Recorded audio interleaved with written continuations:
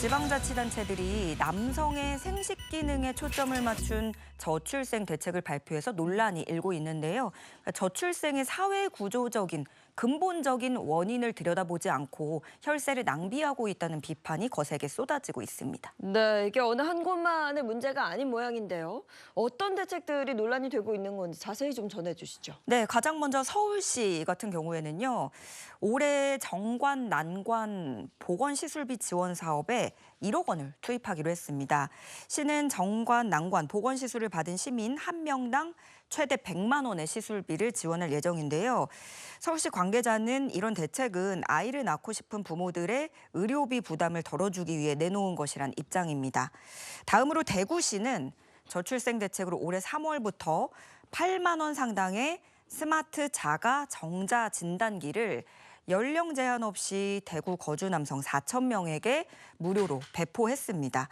이 사업에 국비 1억 9천만 원이 투입이 된 건데요. 네. 대구시는 정자 활동성과 정자 수를 측정할 수 있는 이런 자가 진단기를 배포를 해서 남성 난임에 대한 인식을 개선하고 또 남성 가입력에 대한 관심도를 끌어올리기 위한 취지였다고 설명을 했습니다. 여기에 대한 반응은 어떻습니까?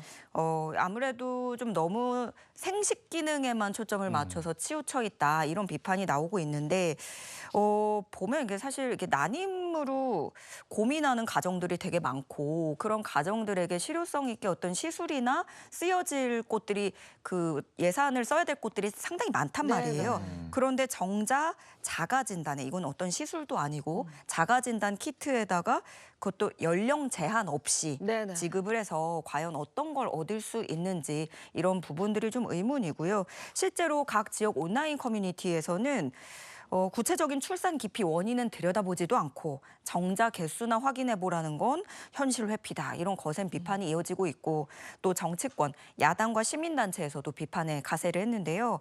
조국혁신당은 저출생 문제의 근본 원인을 고민하지 않은 발상이다. 이렇게 지적을 했고 한국여성단체연합은 생식기능 지원이 아니라 성평등 지원이 필요하다라고 주장을 하고 있습니다. 국비 1억 9천만 원이 드는 거죠. 네. 실효성도 한번 따져봤어야 되는 거 아닌가 싶기도 하고.